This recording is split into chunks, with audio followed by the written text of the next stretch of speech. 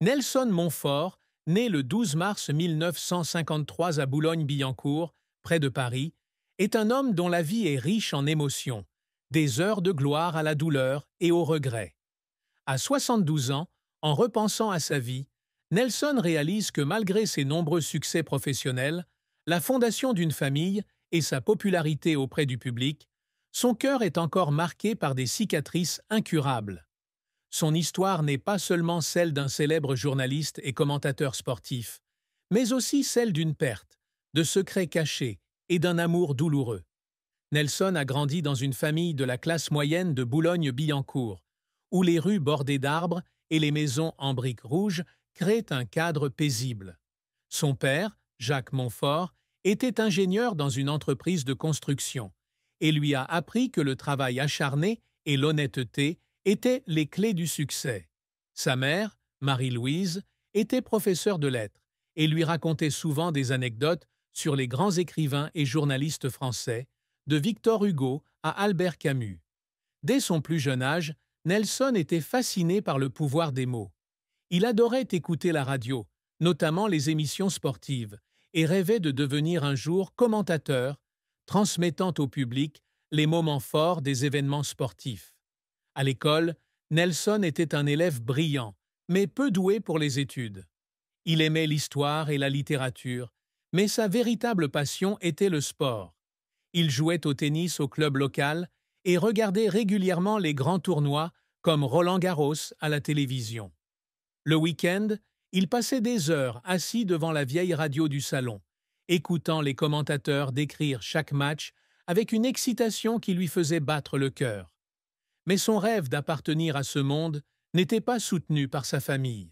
Son père souhaitait qu'il étudie l'ingénierie, comme lui, pour avoir un emploi stable, et sa mère espérait qu'il deviendrait enseignant.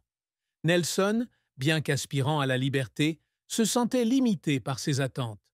La plus grande tristesse de Nelson Montfort fut la perte de sa sœur cadette, Claire, décédée d'une leucémie alors qu'il n'avait que 14 ans, et Nelson 17. Claire était la personne que Nelson aimait le plus. Avec ses longs cheveux blonds et son sourire radieux, elle était une source constante de joie pour la famille. Claire adorait aussi le sport, s'asseyant souvent avec Nelson pour regarder les matchs de tennis et l'encourager pendant les entraînements. Lorsque Claire reçut le diagnostic, la famille se sépara.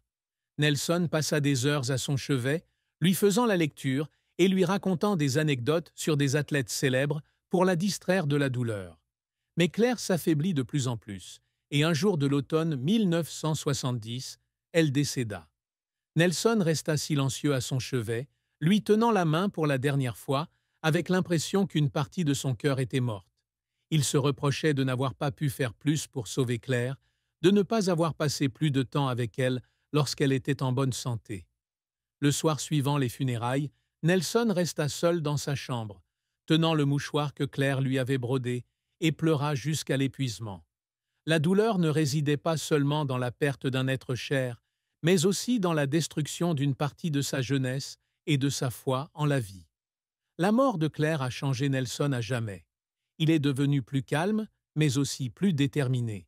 Il s'est juré de vivre une vie pleine de sens, non seulement pour lui-même, mais aussi pour Claire. Après le lycée, il a défié les objections de son père et s'est inscrit en journalisme à l'université parisienne. Pour payer ses frais de scolarité, il travaillait à temps partiel dans un magasin de disques, veillant souvent tard pour terminer ses devoirs et écrivant de courts articles pour les journaux étudiants. Ces années n'ont pas été faciles, mais Nelson a toujours porté l'image de Claire dans son cœur, une source de motivation pour ne jamais abandonner. La carrière de Nelson Montfort a été un long parcours, jalonné de grands succès et d'échecs cuisants. Après ses études universitaires, il a commencé à travailler pour une radio locale à Paris, où il était chargé de commenter les matchs de tennis locaux. Grâce à sa voix grave et à sa capacité à inspirer, Nelson a rapidement attiré l'attention. En 1982, à l'âge de 29 ans, il est invité à travailler pour France Télévisions, ce qui marque un tournant majeur dans sa carrière. Il devient le commentateur principal des grands événements sportifs, de Roland-Garros aux Jeux olympiques. Son style de commentaire, alliant professionnalisme et intensité émotionnelle, fait de lui l'une des voix les plus appréciées des Français. Il commente la victoire historique de Yannick Noah à Roland-Garros en 1983, et sa voix tremble d'émotion lorsque Noah soulève le trophée, un moment mémorable dans l'histoire de la télévision française. Mais la carrière de Nelson ne fut pas toujours de tout repos. Un revers majeur survint en 1995, lorsqu'il fut critiqué pour un commentaire déplacé lors d'un match de tennis à Wimbledon. Dans le feu de l'action, il fit une remarque insensible à l'encontre d'un joueur, déclenchant une avalanche de critiques de la part des spectateurs et de la presse. Nelson fut suspendu de ses fonctions de commentateur pendant 3 mois, et il eut le sentiment que sa réputation avait été entachée. Il retourna à Boulogne-Billancourt, loua un petit appartement et passa des heures à marcher le long de la Seine, se demandant s'il était digne de cette carrière. Un soir, assis seul dans sa chambre, il relut de vieilles lettres de Claire et fondit en larmes à l'idée de la décevoir. Mais au lieu d'abandonner, Nelson décida de se défendre. Il présenta des excuses publiques, suivit des cours de déontologie journalistique et reprit le travail avec plus d'humilité. Les efforts de Nelson pour surmonter cet échec ne furent pas faciles. Il travailla sans relâche, veillant souvent tard pour préparer ses séances de commentateur et effectuant des recherches méticuleuses sur chaque athlète et chaque événement. Un jour, lors d'une séance de commentaires en direct aux Jeux olympiques de Sydney en 2000, Nelson perdit la voix à cause du surmenage. Il dut quitter le studio en plein milieu et le sentiment de défaite le fit pleurer dans la salle de pause. Mais ses collègues, reconnaissant son dévouement, l'encouragèrent à persévérer. Nelson retourna au studio le lendemain et son commentaire de l'épreuve d'athlétisme reçut des critiques élogieuses du public. Ces moments, bien que douloureux, aidèrent Nelson à grandir, non seulement en tant que commentateur, mais aussi en tant que personne. La vie de Nelson Montfort connut une fin tragique en 2018 lorsqu'il décida de se retirer de son poste de commentateur principal à France Télévisions. À 65 ans, bien que toujours apprécié, Nelson sentait qu'il n'avait plus l'énergie de suivre le rythme de la télévision. Il souhaitait passer du temps avec sa famille et écrire une autobiographie pour raconter son parcours. Mais la retraite ne lui apporta pas la paix qu'il espérait. Nelson se sentit désorienté, comme s'il avait perdu une partie de lui-même. Il passait des heures assis dans son salon à écouter ses vieux enregistrements et ressentait une tristesse indescriptible en réalisant que ses jours glorieux sur le plateau étaient révolus à jamais. Un soir, assis seul, il contemplait une photo de Claire sur son bureau et pleurait à l'idée de ne pas avoir fait plus pour la rendre fière. L'amour et le mariage furent des chapitres tumultueux de la vie de Nelson. À 27 ans, il tomba amoureux d'une journaliste nommée Sophie Dubois, qui travaillait avec lui à la radio. Sophie était une femme intelligente, aux cheveux bruns et aux yeux brillants, qui faisait toujours sentir à Nelson qu'il était compris. Ils allaient souvent ensemble à des matchs de tennis, discutant de sport et de la vie pendant des heures. Mais leur relation s'est effondrée au bout de 2 ans à cause de la pression du travail et de leur divergence d'objectifs. Sophie souhaitait s'installer à l'étranger et Nelson ne voulait pas quitter Paris. Cette rupture laissa Nelson profondément attristé. Il se demanda s'il n'avait pas été trop égoïste, s'il aurait pu faire autre chose pour garder Sophie.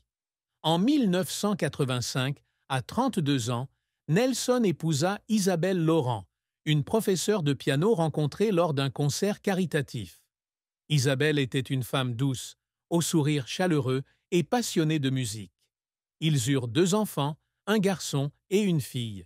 Et pendant un temps, Nelson eut le sentiment que sa vie était accomplie. Il aimait ses enfants plus que tout, et les moments passés à jouer avec eux dans le parc près de chez eux étaient de rares moments où il sentait son cœur s'alléger. Mais leur mariage avec Isabelle ne fut pas sans difficulté. Le stress du travail de Nelson, avec ses déplacements constants et ses longues séances de commentaires, les éloigna. Isabelle souhaitait un mari plus souvent à la maison, mais Nelson ne pouvait abandonner sa carrière. En 2000, ils divorcèrent après 15 ans de mariage. Ce divorce laissa Nelson déprimé, et il eut le sentiment d'avoir échoué en tant que père et mari. Le secret que Nelson Montfort a gardé si longtemps secret est une lettre qu'il a écrite à Claire peu après sa mort, mais qu'il n'a jamais envoyée. Dans cette lettre, Nelson exprimait toute sa douleur, ses regrets et son amour pour sa sœur. Il écrivait qu'il mènerait une vie digne des convictions de Claire, mais il avouait aussi craindre de ne pas en avoir la force. Il conservait la lettre dans une petite boîte en bois, verrouillée et placée au fond de son placard. Nelson ne la montrait jamais à personne, pas même à Isabelle ou à ses enfants. Il craignait qu'en révélant le secret, ils ne doivent affronter les émotions qu'il avait tenté d'enfouir pendant tant d'années. Chiachi.